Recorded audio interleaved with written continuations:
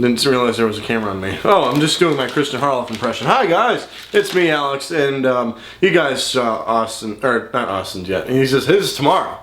You saw Shane's, you saw Joe's, you saw Lucas's. Now, you get to see my top 10 best and worst films of 2014. Starting out with the best, obviously. Like every top list, I have a few honorable mentions that I would like to list off. Big Hero 6. Next up, we have The Imitation Game, The Wind Rises, Locke. And last but certainly not least, this would be my number 11 if I did top 11, because I like to go on to beyond, John Wick. And those are my honorable mentions. Let's get into the top 10 best films of 2014. Awesome. Hashtag awesome. Number 10. This list was very tough for me to decide which movie was in which place. Starting out at number 10, Guardians of the Galaxy. You had Groot, you had Rocket Raccoon, you had Drax, you had the Star-Lord, and you had whatever her name was. It was a great movie from beginning, and action in this movie is one of the best I've seen this year. Definitely one of Marvel's best since the Avengers. The soundtrack, we already mentioned the soundtrack, it's freaking amazing. Hopefully the second one, Volume 2, is going to be just as good. Oh yeah. Simply put, Guardians of the Galaxy is absolutely badass. That's why it's my number 10.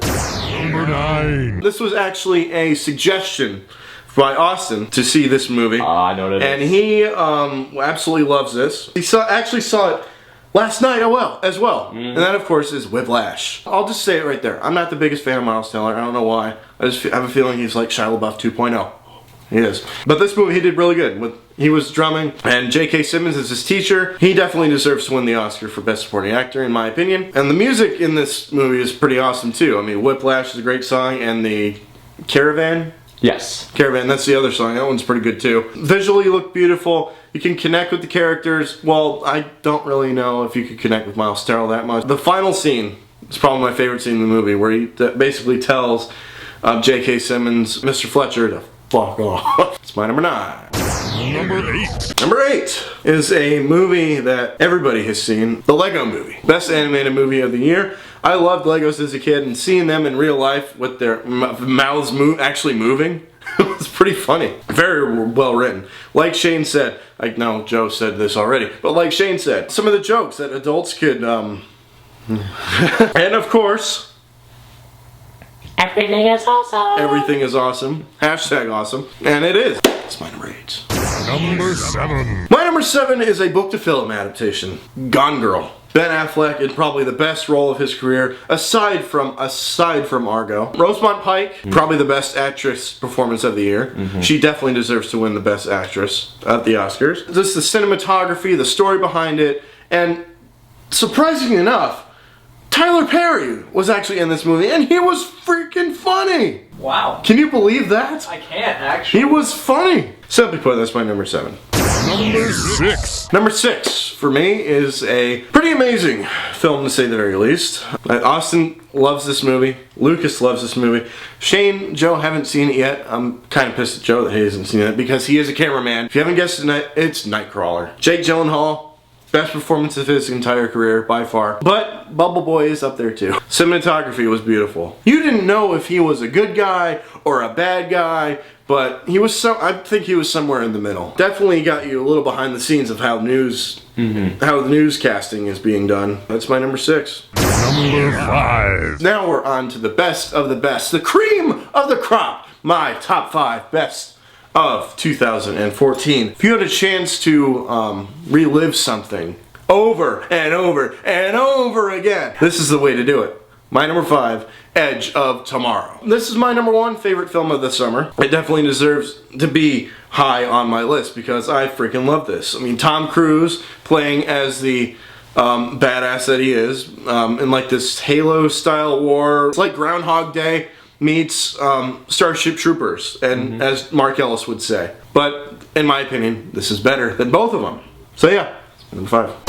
Number 4. Probably one of the most awesomest movies I've seen in the past decade. And that, of course, is Birdman. It is exactly one tracking shot. It looks like one continuous shot after another, after another, after another, with little to no, or no, there weren't any jump cuts from what I saw. The cinematography in this is absolutely beautiful. The editing in this is freaking amazing. And in my opinion, it definitely deserves to win both those awards. And Michael Keaton. But this movie, by itself, is flawless. I didn't really have a bad time with it. I didn't really have anything bad to say about this movie. The ending was a little strange. It could have been so much better. Yeah, the ending was a little strange. Birdman's my number 4.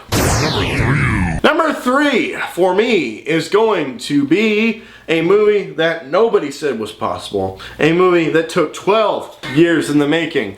Boyhood. This was an amazing commitment by all these actors. Spawned his entire life when he was 6 all the way until he was 18 and a freshman in college.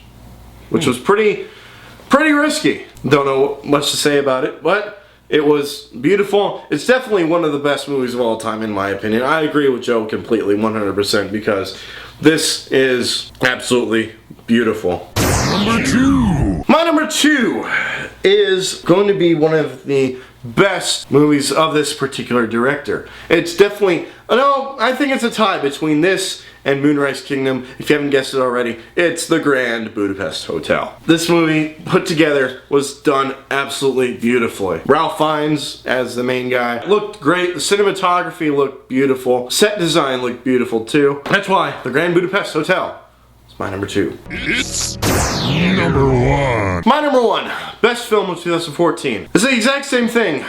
Like I said with Mud last year, it has to have a great cast, it has to have a great score / soundtrack, the cinematography has to be great, you have to relate to the characters, you have to have good set design, you have to good at everything, you have to have a good everything. So, here we go.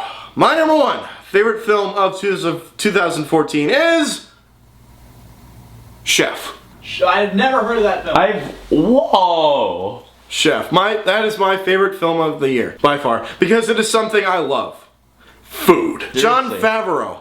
Man, this is the performance that he has been desperately waiting for. You haven't really barely seen him in anything. He's always either behind the scenes or he's in a cameo appearance here or there, but when he's doing his own thing in front of the camera as the main actor, he's really freaking good. The only minor gripe in this movie, Sofia Vergara. Probably one of my favorite films of the decade, by far. It's up there with Mud. Chef is a beautiful movie. If you haven't seen it yet, I highly, highly, highly recommend you do so. Hashtag awesome. So simply put, Chef is my number 1. So, hope you guys enjoyed that. I really hope I didn't piss any of you off. I hope you guys enjoyed Shane, Lucas's, and Joe's list before me. Coming up next, oh dear God.